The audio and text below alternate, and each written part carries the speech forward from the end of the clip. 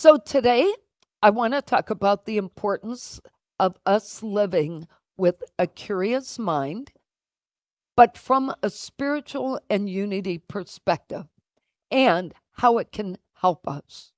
But first, I have to tell you what got me to choose this topic today. So last Sunday night, I had to fly to New York. Some of you know I mentioned that. I had a 7 p.m. flight. And I was delivering a presentation at a leadership summit on Monday at the American Management Association. So my flight was scheduled for 7:08, and after 5 delays, I left at 11:40 p.m. Now, we had the service here, the celebration of life, and we were here all day Saturday, and we were here Sunday. And so it had been kind of a long day, but I just decided to work at the airport and talk to Linda and figure out what we needed to take care of this week and get on the plane. And there was a screaming child. And you can imagine people were agitated because they had been at the airport for 6 hours like me. And so people weren't very nice. And their patience was running out. So there's this child screaming at the top of his lungs. I don't mean crying. I mean a 1-year-old just screaming. So the mom is walking up and down before we take off. She sees that I'm in a row by myself with 2 empty seats. And it was an upgraded seat that I used points to get.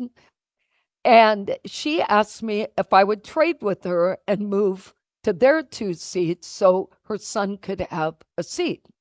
Because she said, I think if he had a seatbelt to play with and he could get up and move around, he'd be okay. Well, I didn't hesitate, to be honest. I just moved until I found out they were giving them really good snacks. But anyway, no, I'm kidding. Anyway, so I traded with them, but the child never stopped crying.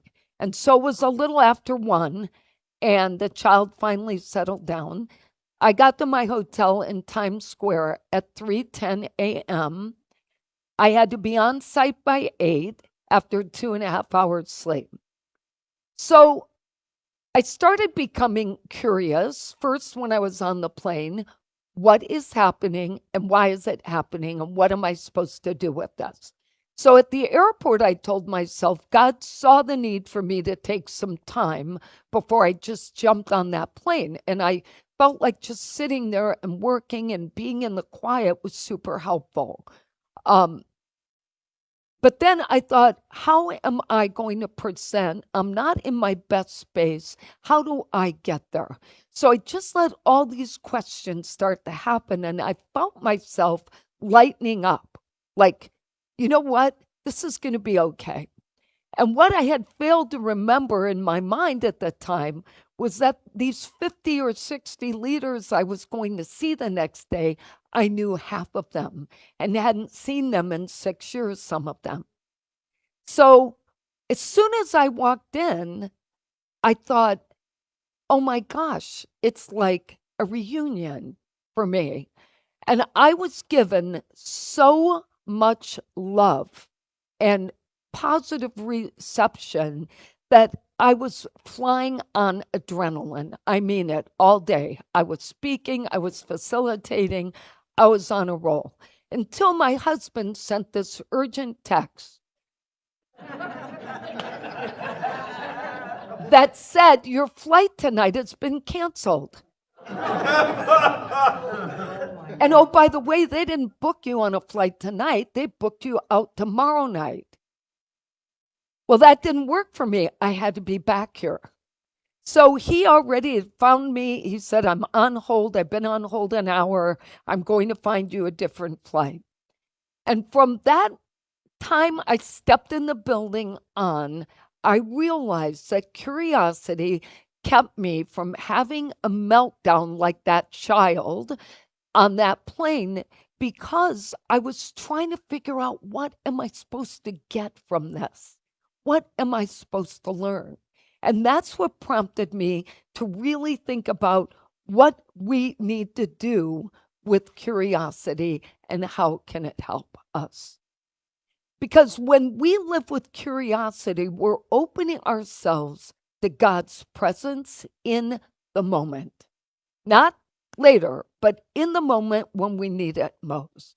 And being curious is actually what helps us take a more spiritual approach to life instead of the one on the surface, which is flight delayed, flight canceled, move your seat, long drive, long taxi ride, blah, blah, blah. All the negativity that comes up when you're in those moments. And I never lost my cool, which was really good for me, because usually about then I would have been crying with no sleep. It's just an emotional reaction to exhaustion for me. But I never cried. I was like, no, I'm good. Jeffrey wrote me at 6:30, are you up? Yes, I'm up. I don't know that I went to bed, but I'm up. I said, I'm good. I'm really good. I'm not going to call. I got to preserve every ounce of energy I have. And I was in a good space. And I started thinking about the fact that, many of us who really live in a faith-filled place think that faith will lead us to answers. But what I really learned this week was that it takes a lot more than our faith. We actually need to have a level of spiritual maturity that allows us to dig a little deeper and be brave enough to ask harder questions. So things like, what's the experience here to teach me? Where is God in this moment? What new understanding is trying to emerge through me? From a unity perspective, curiosity can help us reach our divine potential. And we all know we're individual expressions of God, right? That's what we teach here every week. We're a reflection of God's light. But it's a matter of whether we're shining our light, right? Or whether it's dim and no one can see it, including us. So as individuals, we know we're inherently good, we're created with a sacred worth, and we're capable of awakening to our greatest potential. But the more curious we become, the deeper our understanding of life becomes, and our understanding of how we're supposed to awaken. Everything that's going on in your life right this minute is here to teach you. What will you learn from it? That's the question. What will you learn?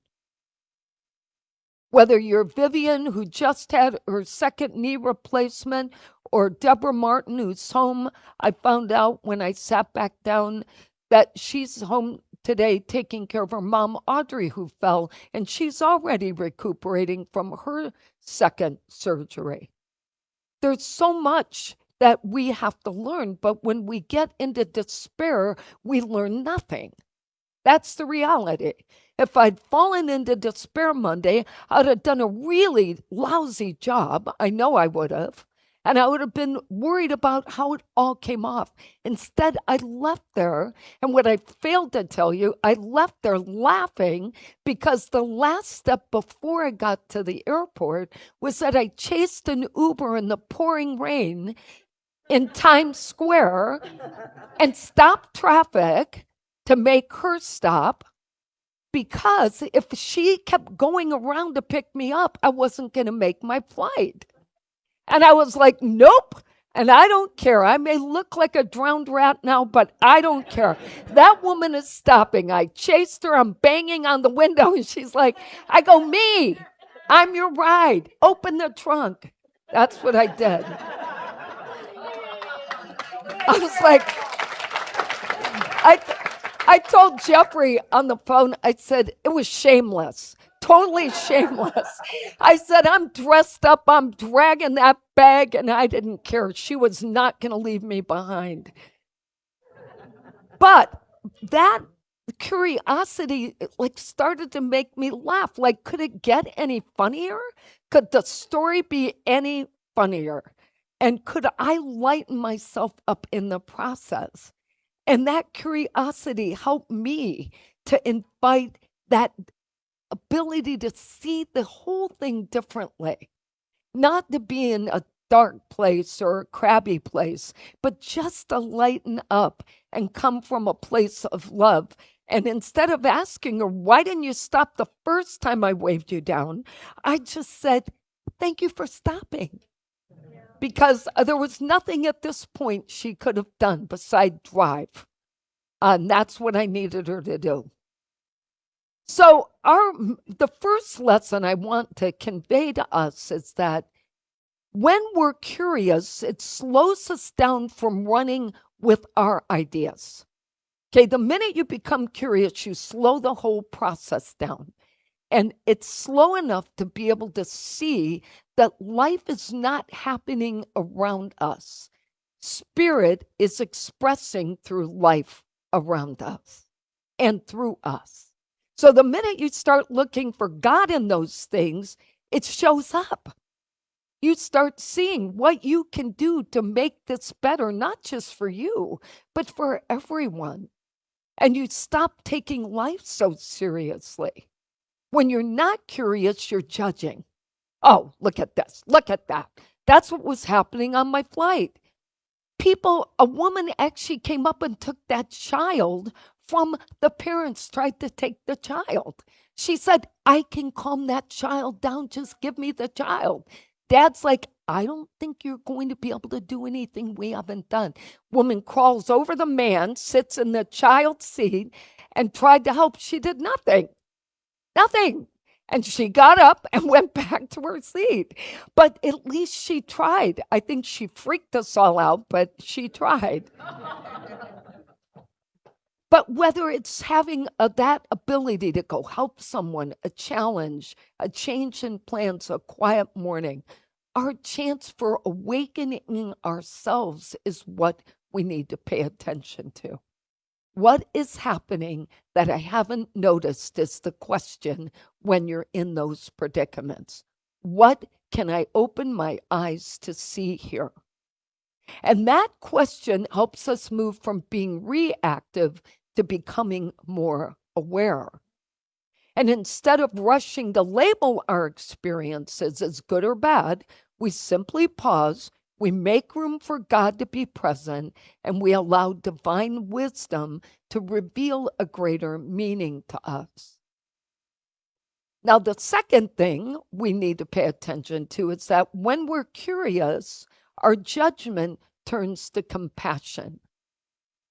So when we judge what's going on rather than observe through our spiritual eyes, we assume that what we see is what our mind tells us. And in that moment, we believe we know the answer to what's going on around us. But truly we don't, because you couldn't possibly know what's happening in someone else's life and in those situations. That curiosity allows us to consider maybe there's more for us to understand. So when we make this powerful shift from judgment to compassion, then we're able to go further, control our reactions, and create space for healing by not trying to know everything. Just be curious. What's happening with the driver that just cut me off on that road? What is going on? And maybe I'm supposed to learn patience in that moment. It's not a bad thing. And while our spiritual principles teach us that every person is an expression of God, what our spiritual principles never teach us, nor should they, is that every behavior is wise or loving. Now, people ask me all the time, what do you think when bad things happen to people? And I always answer it almost identically. When bad things happen to people, it's for them to learn from. I have no answer why that happened. Why do good people do bad things? The same reason bad people do good things. We're human. And we're going to change. And one day it's going to be great. And some days we are not our best shining self. Not every move we make is wise or loving. But that doesn't mean even in our worst day that we are not expressions of God. Because beneath that surface is a sacred soul whose light is waiting for someone to uncover it. And sometimes it needs someone to notice. What it does mean for us is that underneath those unwise and unloving behaviors is divine essence and sacred worth. And we have to remember to be curious enough to see beyond what is visible to us, what is beneath the surface of anyone or any situation. Now, curiosity also invites us to be creative, and that's one of my favorite parts of curiosity, especially this week. I forgot my toothbrush, so I got creative. I called somebody, help, I can't go to work like this. Get creative. Don't be in despair. Oh, I forget my toothbrush. Who cares? You don't have one. Do something. And we may not have the power to control every circumstance in life. I get that. But we can be creative in how we see what's happening. The quality of our consciousness shapes our experience. So if your consciousness is in a dark place, so are your experiences. Curiosity opens new pathways for us to grow. And instead of asking, why is this happening to me? Maybe ask, what can I learn? Instead of asking, what if I fail? Ask, what if I grow? Instead of asking, who's to blame? Maybe ask, what is mine to heal, release, or bless? Even in prayer, what I said to the kids is true. Even when we're praying, if we're praying for a curious mind, we're going to listen with greater awareness. Said, oh God, why is my life like this? Okay, you're not getting anything back with that kind of prayer. It's what it's mine to do today. How do I get there? And pray as if God's already present. For example, we might ask, what's the highest truth I can know right now? And how is Spirit guiding me to live from that place? I want to ask this question. How many of us ponder the question, what do I believe when something bad happens? Where's my faith in this? What do I actually believe about what I'm seeing or hearing or reading? When we're caught in between perspectives and we're not sure what to believe, the question to ask to raise your curiosity is, how am I living what I believe? We should be living our beliefs, which means that we're shining our light on every situation for ourselves, and we don't go into those theoretical spaces. I am not someone who's going to get stuck in theory. I'm going to move into practicality very quickly. Kindness, patience, forgiveness, generosity, courage, joy, all of those things are going to save me on a difficult day. None of my analysis or, well, it says in this book in the Bible that blah, blah, blah, blah, blah. No, that's not going to help me in the moment. What's going to help me is, what do I do now? What would God have me do now? And these small practices start to reshape our consciousness if we listen before we answer people, if we pause before we react, if we bless what we did not understand, and if we ask what love would have us do next. Curiosity helped me focus on all of the good of this 23-hour trip. And I'd like to just challenge us today to think about every day this week to practice what is I like to call holy curiosity.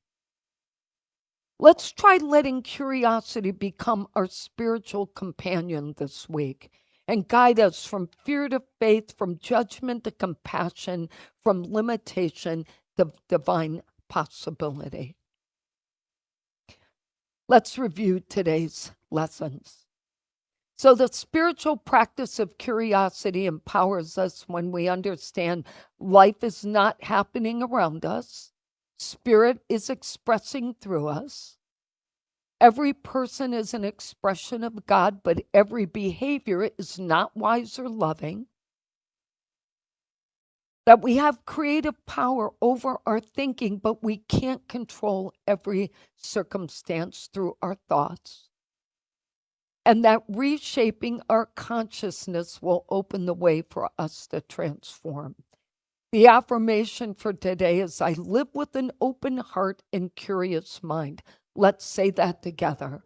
I live with an open heart and curious mind. And the quote is from Brene Brown. The opposite of curiosity is judgment. When we choose to be curious, we choose to be vulnerable in the pursuit of understanding. And that's where healing begins. Let's take this in. So we pause now to say, thank you, God, for the ability to be curious, for the opportunity to shift from judgment to compassion in any given moment, and to recognize that our light shines more brightly when we ask questions rather than make statements.